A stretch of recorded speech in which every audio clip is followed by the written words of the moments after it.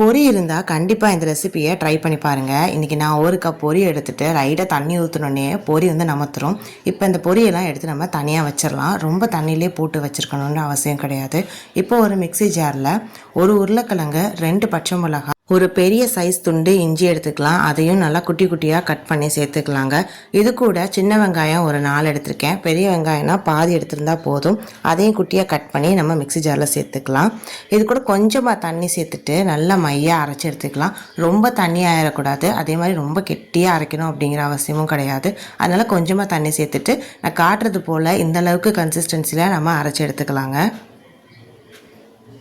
இப்போது இந்த அரைச்ச விழுதோட எடுத்து வச்சுருக்கிற பொரியையும் சேர்த்துக்கலாம். நீங்கள் பொரியை அப்படியே தண்ணியில் அலசாமல் நமுத்து போக வைக்காமல் நீங்கள் ஃப்ரெஷ்ஷாகவே அப்படியே கொஞ்சம் கிறிஸ்பினஸோட சேர்க்குறீங்க அப்படின்னா எக்ஸ்ட்ரா கொஞ்சமாக தண்ணி மட்டும் சேர்த்து அரைச்சிக்கோங்க. இப்போ ஒரு 1/4 டீஸ்பூன் அளவுக்கு மஞ்சள் தூள், 1/2 டீஸ்பூன் மிளகாய் தூள், 1/2 டீஸ்பூன் உப்பு, சோம்பு எல்லாம் சேர்த்ததுக்கப்புறமா 1 டேபிள் ஸ்பூன் அளவுக்கு எண்ணெய், ஒரு 1/4 டீஸ்பூன் பேக்கிங் சோடா இதெல்லாம் சேர்த்து நல்லாவே மையாக அரைச்சி எடுத்துக்கலாங்க. இது எக்ஸ்ட்ரா இது கூட ஒரு 50 கிராம் அளவுக்கு கடலை மாவு மட்டும் சேர்த்துக்கோங்க. எக்ஸ்ட்ரா தண்ணி எதுவுமே சேர்க்க வேண்டாம். நான் சொல்கிறபடி ஃபஸ்ட்லேருந்தே நீங்கள் இதே மாதிரி செய்கிறீங்க அப்படின்னா தண்ணி சேர்க்கவே சேர்க்காதீங்க.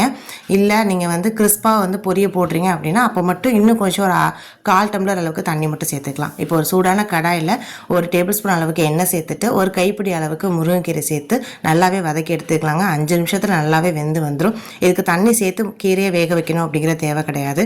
இது கூட அரைச்ச கலவையில் கடலை மாவு பொரியும் நம்ம இந்த முருங்கைக்கீரையோட சேர்த்துடலாம்.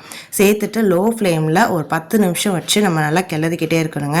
நடுவில் எண்ணெயோ தண்ணியோ சேர்க்கணும் அப்படிங்கிற அவசியம் கிடையாது. நம்ம சேர்த்துருக்கிற பக்குவத்திலே நல்லா கிளற இந்த மாதிரி நான் காட்டுற பக்குவத்தில் கொஞ்சம் கொஞ்சமாக மாற ஆரம்பிக்கும். 10 நிமிஷம் லோ ஃப்ளேம்லேயே வச்சு நல்லா கிளறினதுக்கு அப்புறமா இப்போ மாவை கொஞ்சமாக எடுத்து ஒரு பிளேட்டில் வச்சு பாருங்கள். நம்ம வைக்கும் போதே மாவு சுருள ஆரம்பிக்குது.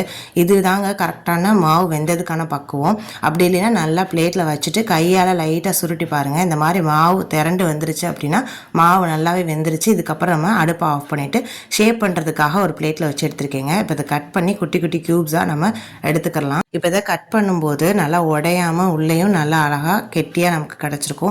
சாப்பிடும்போது நல்ல ஒரு ஸ்பான்ச்சியாக ஒரு கேக் மாதிரி ஒரு ஃபீல் உங்களுக்கு இருக்குங்க.